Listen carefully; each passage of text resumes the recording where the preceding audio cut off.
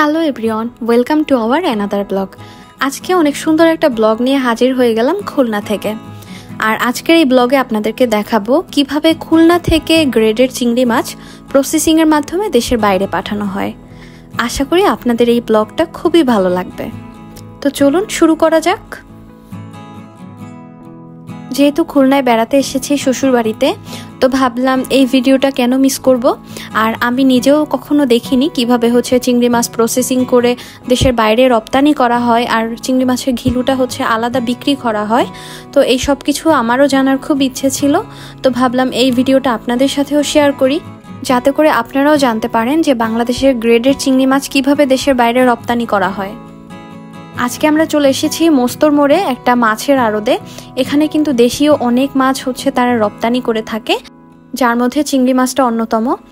আমরা এখানে এসে কয়েকজনের সাথে কথা বলে তারপর ভিডিও করা পারমিশন নিয়ে নেই। তো এখানে ওনারা আমাদেরকে যেটা বললো সেটা চিংড়ি মাছগুলোকে ওনারা কয়েকটা শ্রেণীতে ভাগ করে নেয়, মানে বড় গ্রেডের চিংড়ি, তারপর মাঝারি সাইজের। তো বিভিন্ন সাইজের চিংড়ি মাছ এখানে আপনারা দেখতে পাচ্ছেন। এগুলো বড় টাইপের যে চিংড়ি মাছগুলো, এগুলো থেকে প্রথমত বড় যে পাগুলো চিংড়ি মাছের, ওগুলো খুবই সুন্দরভাবে ওনারা আলাদা করে নিচ্ছে। এরপর চিংড়ি মাছগুলো পানি দিয়ে ওয়াশ করে নেবে, তারপর এখান থেকে ঘিলু আলাদা করবে। তো একটার পর একটা প্রসেসিং এখানে চলতেই থাকে, আর দিন রাত অনেক মানুষ এখানে কাজ করে। এর পরের ধাপে চিংড়ি মাছের মাথা থেকে খোসাটা ছাড়ানো হচ্ছে, আর তারপর এখান থেকে ঘিলুটা আলাদা করা হবে। তো কারো হাতই থেমে নেই, সবাই এক তালে কাজ করেই যাচ্ছে। আমি জানি না কতটুকু আপনাদেরকে ভিডিওতে বোঝাতে পারছি। এই যে দেখেন, এখানে কিন্তু ওনারা চিংড়ি মাছের মাথাটা আলাদা করে নিচ্ছে মাছ থেকে। তো এগুলো কিন্তু ওনারা আবার আলাদাভাবে বিক্রি করে, স্থানীয় যে বাজারগুলো থাকে ওখানে ওনারা সাপ্লাই দেয়। আর আপনারা যদি চান ওখান থেকে কেজি দরে কিনেও আনতে পারবেন। এই যে এখানে কাজ চলছে ঘিলু আলাদা করার। এখানে একটা সিজারের সাহায্যে ওনারা কি সুন্দরভাবে ঘিলুগুলো আলাদা করে নিচ্ছে। এই ঘিলুগুলো কিন্তু স্থানীয় বাজারে ওনারা কেজি দরে বিক্রি করে। মাছের থেকেও কিন্তু এই ঘিলুর দাম বেশি হয়ে থাকে। তো এই যে চিংড়ি মাছের ঘিলুগুলো আলাদা করে এরপরে মাছগুলোকে আবার একবার ধুয়ে নেবে।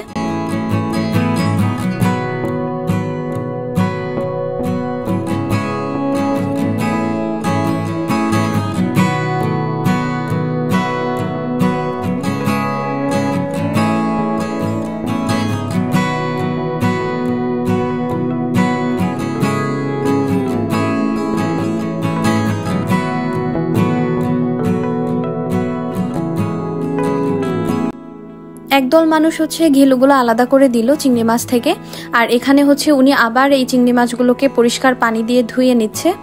এই যে দেখেন, দেখতে কত সুন্দর লাগছে, কত প্রসেসিং করে তারপর এগুলোকে রপ্তানি করা হয়। তো এই সব কিছু আমার জানার খুব ইচ্ছে ছিল, আর আপনারাও আজকে জানতে পারলেন এই ভিডিওর মাধ্যমে।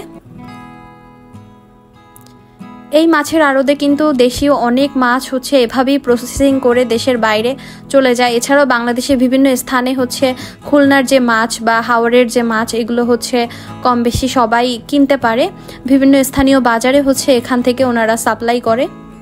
এই যে দেখেন, এই মাছের আড়তটা কিন্তু অনেক বড়, আর এক এক সাইডে এক এক ধরনের কাজ চলছে। যেহেতু আমরা রাতের বেলা গিয়েছি, তো দেখলাম এখানে অনেক রাত পর্যন্ত সবাই কাজ করছে।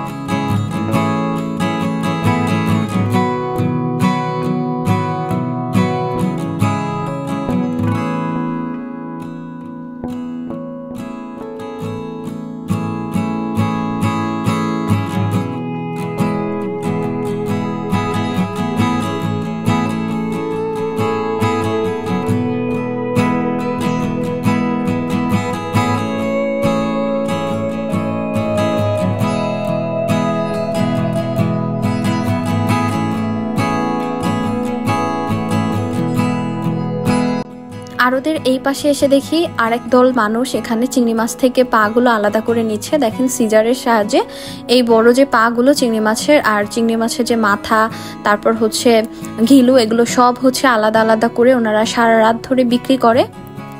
তো আমরা এই ব্যাপারে ওনাদের কাছ থেকে একটু জেনে নিয়েছি। আবার কিছু কিছু চিংড়ি মাছের পা, তারপর হচ্ছে মাথার খোসাটা, ওইগুলো হচ্ছে ওনারা সার হিসেবে ব্যবহার করে, মানে চিংড়ি মাছের যে হ্যাচারি ওখানে হচ্ছে চিংড়ি মাছের খাবার হিসেবেই এগুলো দেয়া হয়। তো যেটা আমরা ওনাদের কাছ থেকে আর কি জানতে পারলাম।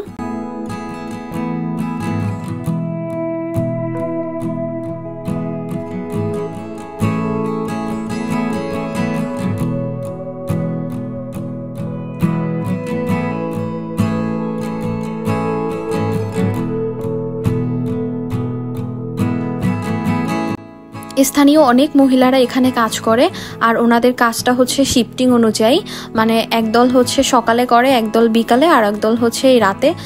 প্রায় 10টা-11টা পর্যন্ত হচ্ছে আড়ত খোলা থাকে। আপনারা কিন্তু চাইলেই মস্তর মোড়ে যে মাছের আড়তটা আছে এখান থেকে বিভিন্ন ধরনের মাছ কিনতে পারবেন পাইকারি মূল্যে। ওনারা সকাল থেকে হচ্ছে এখানে বিভিন্ন ধরনের মাছ উঠায়। যদি আপনি ভোরবেলা আসতে পারেন তাহলে হচ্ছে অনেক ধরনের মাছ দেখতে পারবেন। তো আমরা যেহেতু রাতে এসেছি শুধুমাত্র চিংড়ি মাছটাই দেখলাম, আর এই চিংড়ি মাছটার প্রসেসিংটা আমার দেখার খুব ইচ্ছা ছিল, যার জন্য আমি দেখতে পেরেছি। আর এই যে এটা হচ্ছে মাথার যে খোসাটা, ওইটা হচ্ছে ওনারা আবার সার হিসেবে ব্যবহার করবে, বা চিংড়ি মাছের খাদ্য হিসেবেও বলা যায়। তো এগুলো কিন্তু আবার আলাদাভাবে বিক্রি করবে না, এগুলো সার হিসেবে আবার খামারে চলে যাবে।